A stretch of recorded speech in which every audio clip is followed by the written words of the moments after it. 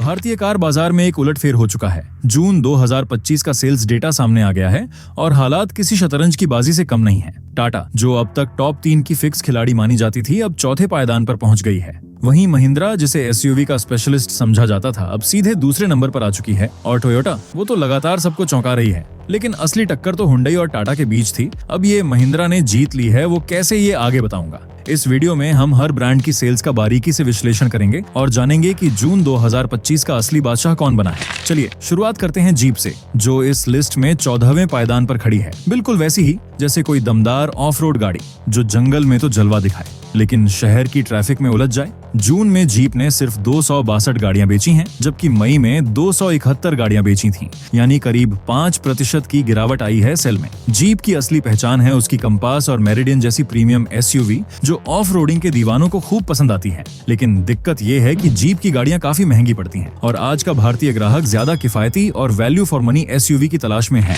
अब बात करते हैं सिट्रोएन की, जो लिस्ट में 13वें नंबर पर है। बिल्कुल वैसे जैसे कोई नया रेसर जो ट्रैक पर तो उतरा है लेकिन अब भी गियर ढूंढ रहा है। जून में सिट्रोएन ने 610 गाड़ियां बेची हैं, जबकि मई में सिर्फ 333 गाड़ियां बेची थीं। यानी जून के सेल्स में 84% का जबरदस्त उछाल आया है। लेकिन सिट्रोएन की सबसे बड़ी प्रॉब्लम है कम ब्रांड अवेयरनेस और बहुत ही लिमिटेड सर्विस नेटवर्क।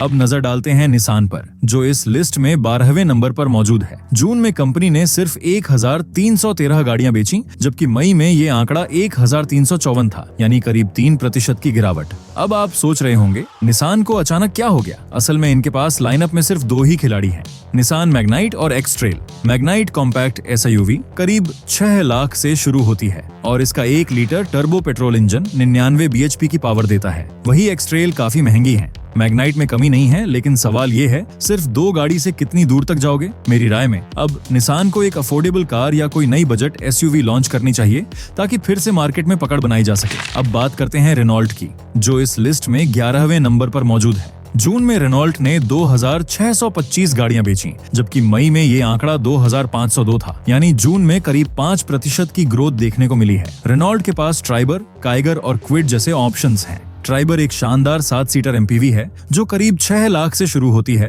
और इसमें 1 लीटर का इंजन 71 बीएचपी की पावर देता है। लेकिन दिक्कत ये है कि रेनॉल्ट की गाड़ियां आज भी कुछ हद तक वैसी ही लगती हैं जैसे 90 के दशक का गाना, जो सुनने में तो अच्छा लगे लेकिन आज की जनरेशन को कुछ नया, कुछ एडवांस चाहिए। आज के ग्राहक को sunroof, wireless charging, connected car take जैसे फीचर्स चाहिए। रेनॉल्ट को अब जरूरत है या तो एक तगड़ी कार लाने की या फिर अपने मौजूदा मॉडल्स में बड़े बड़े अपडेट देने की, वरना गेम से आउट होना सिर्फ वक्त की बात है। फॉक्सवैगन यानी VW 10वें नंबर पर है। जून में 3089 कारें बिकी, वही मई में 2848 कारें बिकी थीं। सिर्फ 9% ज्यादा सेल हुआ है जून में। फॉक्सवैगन की टाइगुन और वर्टस की बिल्ड क्वालिटी वाकई शानदार है। टाइगुन का 1.5 लीटर TSI इंजन 148 बीएचपी देता है और ड्राइविंग का मजा ऐसा है कि आप सोचेंगे ये तो जर्मन इंजीनियरिंग है, लेकिन बात वहीं अटक जाती है। कीमत, टाइगुन की शुरुआती कीमत करीब 11 लाख रुपए है, जो आम भारतीय खरीदार के बजट से बाहर है। अगर फॉक्सवैगन वाकई टॉप 7 ब्रांड्स में वापसी करना चाहती है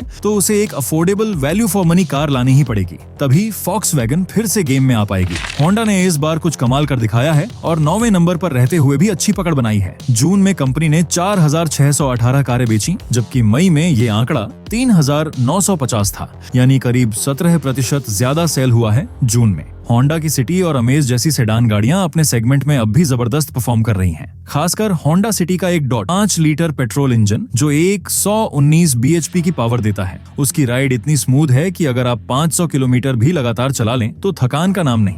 इस बार सेल्स बढ़ने की असली वजह है नई होंडा अमेज, जिसकी शुरुआती कीमत करीब 8 लाख है और ये सीधे सीधे मारुति डिजायर को चुनौती देती है। लेकिन होंडा की सबसे बड़ी परेशानी यही है कि उनके पास न कोई ऑलराउंडर एसयूवी है, न ही कोई इलेक्ट्रिक कार। आज के समय में जब हर ब्रांड एसयूवी की रेस में दौड़ रहा है, होंडा अभी भी सेडान की गली में ही घूम रही है, जैसे कोई एक्सपीरियंस्ड ड्राइवर जो अब भी कहता है भाई मेरी सेडान ही बेस्ट है। अगर होंडा एक दमदार अफोर्डेबल एसयूवी लेकर आती है तो वो फिर से टॉप सेलर्स की लिस्ट में जगह बना सकती है। स्कोडा इस बार 8वें नंबर पर है। जून में कंपनी ने 5014 कारें बेची, जबकि मई में ये आंकड़ा 6740 था, यानी जून में करीब 26% की गिरावट देखने को मिली। लेकिन अगर पूरे पिछले कुछ महीनों की बात करें तो स्कोडा की परफॉर्मेंस में जबरदस्त उछाल आया है। इसकी सबसे बड़ी वजह है उनकी नई कॉम्पैक्ट एसयूवी काइलाक, जिसने लॉन्च के बाद से ही मार्केट में खूब धमाल मचाया। करीब 8,25,000 रुपए से शुरू होने वाली स्कोडा काइलाक में 1 लीटर TSI इंजन मिलता है जो 113 bhp की पावर देता है। ये कार सीधे सीधे Hyundai venue, Tata Nexon, Maruti Brezza और XUV जैसे पॉपुलर मॉडल्स को चुनौती देती है। और स्कोडा की सबसे बड़ी ताकत उसकी बिल्ड क्वालिटी। स्कोडा की गाड़ियां इतनी मजबूत होती हैं कि जब आप इन्हें ड्राइव करते हैं तो ऐसा फील होता है जैसे टैंक चला रहे हों।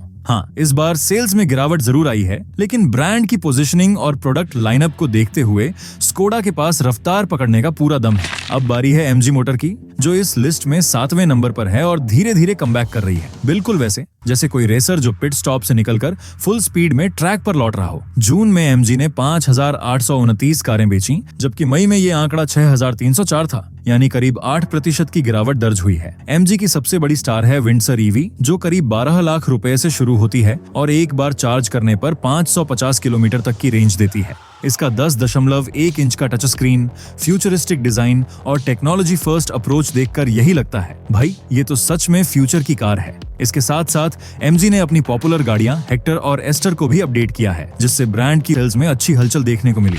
अब नजर डालते हैं किया पर, जो इस लिस्ट में 6ठे नंबर पर बनी हुई है। जून में कंपनी ने 20,625 गाड़ियां बेची, जबकि मई में ये आंकड़ा 22,315 था, यानी करीब 8% की गिरावट आई है। अब आप सोचेंगे, जब सेल्टोस, सोनेट और कैरेंस जैसी गाड़ियां मार्केट में इतनी पॉपुलर हैं, तो फिर सेल्स में कमी क्यों आई?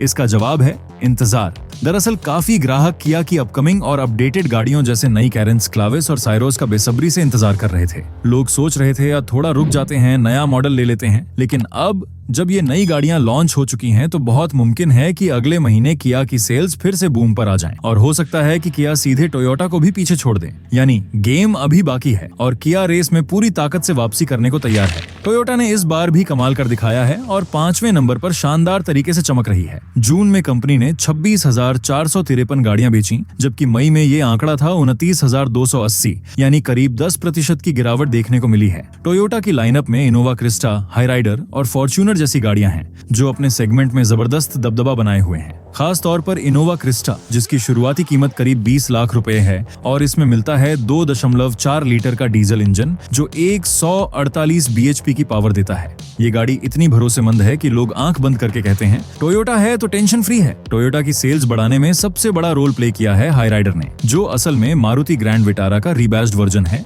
लेकिन टोयोटा के बैज और क्वालिटी के साथ लोगों को खासा पसंद आ रही है। हाँ, सो के इस महीने सेल्स में थोड़ी गिरावट जरूर आई है, लेकिन टोयोटा की ब्रांड वैल्यू और प्रोडक्ट्स की विश्वसनीयता इतनी मजबूत है कि ये कंपनी हमेशा टॉप 5 में बनी रहती है। टाटा मोटर्स, जो अब तक हमेशा टॉप 3 में राज करती थी, इस बार चौथे नंबर पर फिसल गई। बिल्कुल वैसे जैसे कोई रेसर जो आखिरी लैप में थोड़ा पीछे रह गया हो। जून में टाटा ने 37,883 कारें बेची, जबकि मई में 41,557 गाड़ियां बिक चुकी थीं, यानी करीब 11% की गिरावट दर्ज की गई है। टाटा की पंच, नेक्सन और हैरियर जैसी गाड़ियां आज भी ग्राहकों की फेवरेट हैं, खासकर नेक्सन, जिसकी कीमत करीब 8 लाख से शुरू होती है और इसमें मिलता है 1.2 लीटर का टर्बो पेट्रोल इंजन जो 118 bhp की पावर देता है। लेकिन इस बार बिक्री में गिरावट की बड़ी वजह बनी है नेक्सन EV और पंच EV की डिमांड में आई लगभग 2% की कमी। साथ ही डिलीवरी टाइम भी ग्राहकों के सब्र की परीक्षा ले रहा है। लोग गाड़ी बुक करते हैं और डीलर कहता है, साहब गाड़ी रास्ते में है, 1 महीने बाद आइए। हालांकि सेफ्टी के मामले में टाटा का कोई जवाब नहीं।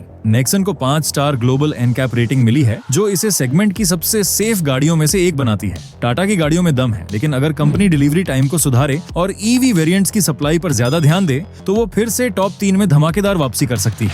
अब बात करते हैं हुंडई की, जो इस बार भी मजबूती से तीसरे नंबर पर टिकी हुई है। जून में कंपनी ने 44,024 यूनिट्स बेची, जबकि मई में ये आंकड़ा था 43,861, यानी सिर्फ 1% की मामूली बढ़त देखने को मिली है।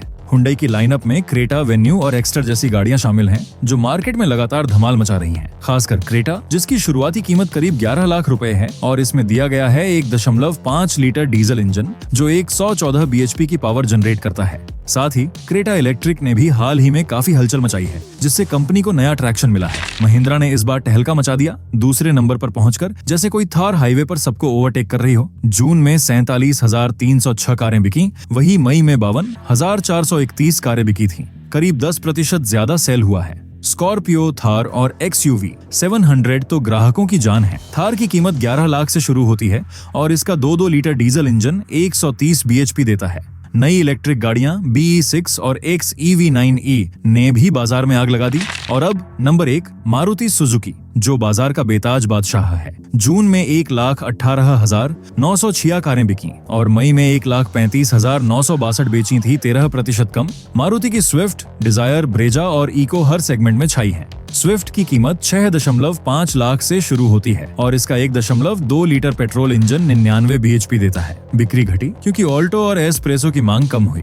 लेकिन मारुति का सर्विस नेटवर्क वो तो ऐसा कि आपकी गाड़ी पंचर हो तो 5 किलोमीटर में सर्विस सेंटर मिल जाएगा, और वो भी चाय के साथ। मारुति को अब इलेक्ट्रिक सेगमेंट में गियर डालना चाहिए ताकि उनका ताज और चमके। तो दोस्तों, ये थी जून 2025 की टॉप 12 कार ब्रांड्स की धमाकेदार कहानी। मारुति ने फिर से ताज पकड़ा, लेकिन महिंद्रा और टोयोटा ने भी इस रेस को काफी मजेदार बना दिया। निसान और रेनॉल्ट को अब गियर बदलना होगा, वरना वो सड़क किनारे टायर बदलते रह जाएंगे। अब आप बताओ, आपकी फेवरेट कार ब्रांड कौन सी है और क्यों? और हाँ, ऐसी ही मजेदार कार स्टोरीज के लिए हमारे चैनल को सब्सक्राइब करो, बेल आइकन दबाओ ताकि अगली वीडियो का हॉर्न तुम्हारे पास सबसे पहले बजे।